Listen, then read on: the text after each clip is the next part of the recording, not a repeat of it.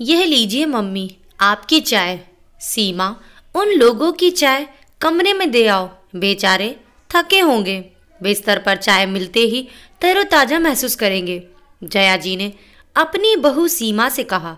सीमा, जी mummy, यहाँ आने से पहले ही उन लोगों को चाय देकर आ रही हूँ। फिर जया जी, उनके पति महेश जी, बड़ा बेटा अनिल और उसकी पत्नी सीमा एक साथ चाय पीने बैठ जाते हैं। सीमा चाय की चुस्की लेते ही कि अंदर से उसके देवर और देवरानी आ जाते हैं। जया जी, अरे आ गए तुम दोनों, नींद तो पूरी हुई ना? विजय, हाँ माँ, इतने थक गए थे कि सोते ही नींद लग गई। रानी, हाँ मम्मी, मेरा तो बदन थकान से अभी भी दुख रहा है। जया जी, हाँ भाई, विदेश से लौटे हो, कोई इंदौर से भोपाल तो है नहीं, थकान तो लाजमी है। सीमा भोपाल से थी और इंदौर में उसका ससुराल था। यहाँ उसकी और इशारा कर रही यह बात कही गई थी। फिर जया जी कहती हैं, अच्छा, जो नाश्ता करना है वह सीमा से कह दो और फिर आराम करो तुम दोनों। आज पूरे दिन आराम करोगे तो अच्छा लगेगा। विजय और रानी शादी के बाद से ही विदेश में रहने लगे थे। इंदौर कभी 2-3 साल में एक बार ही आते थे। उनकी एक 4 साल की बेटी नित्या भी थी। सीमा के 2 बेटे रवि और सोनू थे। विदेश में रहने के कारण जया जी अपने छोटे बेटे की ज्यादा तरफदारी करती थी। सीमा यही सोचती थी, शायद वह कम दिनों के लिए आए हैं, इसीलिए मम्मी का रवैया ऐसा है। रानी भी अपने रहन सहन, बेटी की परवरिश का खूब बखान करती थी, पर सीमा इन सबको नज़रअंदाज कर उन लोगों की आओ भगत पूरे मन से करती थी। पर इसका फायदा रानी और विजय पूरा उठाते थे। फिर उसी दिन दोपहर के खाने में सारा खाना विजय और रानी की पसंद को नज़र में रखकर बनाया गया था। विजय, वाह माँ, दाल तड़का, पालक पनीर मिक्स वेज, यह सब स्वाद के लिए तो कब से तरस रहा था। जया जी, इसीलिए तो बनवाया है बेटा, जी भरकर खा ले। रानी, दीदी, मिक्स वेज मेरे लिए रात का भी रख दीजिएगा प्लीज़। सीमा, पर यह तो अभी ही खत्म हो जाएगी। कोई बात नहीं रानी, रात को फिर से बना दूंगी। जया जी, अरे इसी में से रख देना, तू पालक पनीर से ही खा लेना। वैसे भी हम तो यहाँ हमेशा ही यह सब खाते हैं, इन लोगों को वहाँ ऐसा स्वाद नहीं मिलता। सीमा, मम्मी, मैंने तो अपना हिस्सा गिना ही नहीं।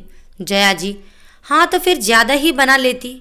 सीमा कुछ और नहीं कहती, क्योंकि वह जानती थी चाहे वह कुछ भी कहे, नुक्स तो उसके हर काम में ही निकाला जाएगा। पर फिर वह यह सोचकर भी चुप हो जाती, जब तक यह लोग यहाँ हैं कोई कलह कलेश नहीं करना चाहिए। पर सबका इरादा एक जैसा ही हो जरूरी नहीं। एक शाम की बात है, तीनों बच्चे साथ में खेल रहे थे कि तभी अचानक नित्या रोने लगती है।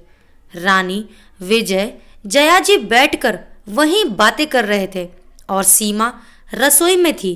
नित्या का रोना सुन रानी दौड़कर बच्चों के पास आती है और सीमा के बड़े बेटे रवि को खींचकर एक चांटा लगा देती है।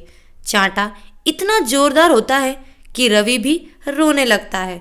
सीमा भागती हुई रसोई से आई तो उसे सारा मांजरा समझते देर न लगी।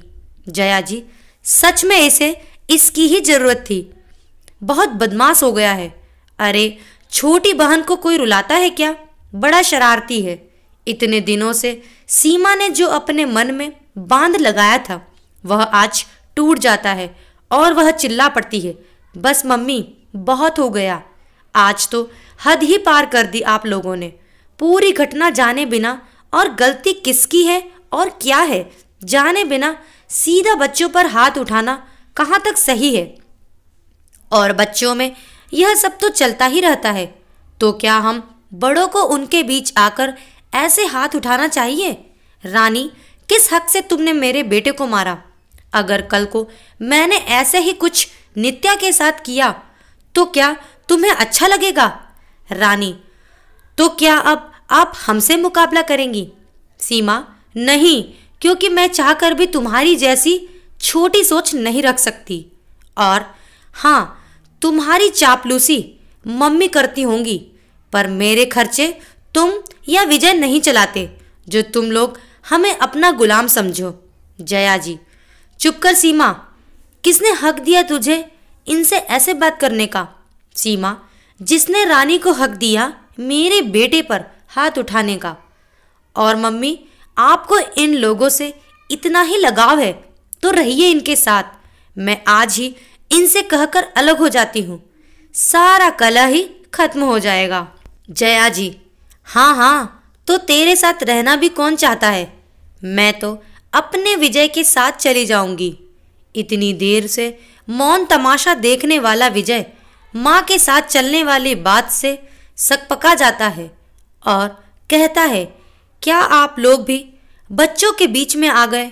बच्चे एक साथ खेलने में ऐसा तो करते ही हैं, इसमें घर छोड़ने वाली बात कहाँ से आ गई? जया जी, नहीं बेटा, यह आज बातों बातों में काफ़ी कुछ कह गई। अब मैं और तेरे पापा तेरे साथ ही रहेंगे। रहें ये अकेली यहाँ। विजय, माँ, वह विदेश है, कोई इंदौर नहीं। वहाँ के खर्चे कुछ पता भी हैं। हम तीनों तो जैसे तैसे रह लेते हैं, अब आप लोगों का खर्चा कहाँ से उठा पाएंगे? भैया भाभी के साथ यहाँ रहने में बुराई ही क्या है? अच्छी भली तो है। जया जी की बोलती अब बंद हो चुकी थी। रानी, मम्मी और वहाँ के तौर तरीके में भी आप लोगों को ढलना मुश्किल है। यह कहकर विजय और रानी वहाँ से चले जाते हैं। सीमा अपने दोनों बेटों को पकड़े वहीं खड़ी थी। आज सीमा भले ही जया जी की नज़रों में खराब बन गई थी, पर दोनों बेटों के लिए वह उनकी सुपर मॉम थी। फिर एक दिन बाद विजय और रानी चले जाते हैं विदेश। साथ में जया जी को भी पूरी तरह बदल जाते हैं। आज सीमा अपने आप पर गर्वित थी कि उस दिन जो उसने कुछ ना कहा होता तो आज यह बदलाव भी शायद आना मुश्किल था। दोस्तों, आज के ज़माने में सिर्फ और सिर्फ पैसा बोलता है। पैसा है तो आपका भी साथ मिलता है, वरना भेदभाव अपने घर पर ही देखने को मिल जाता है। आशा करती हूँ दोस्तों, आपको ये कहानी जरूर पसंद आई होगी।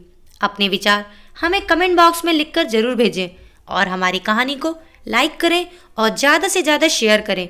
अगर आप हमारे चैनल पर नए हैं तो हमारे चैनल को सब्सक्राइब करना ना भूलें। Thank you.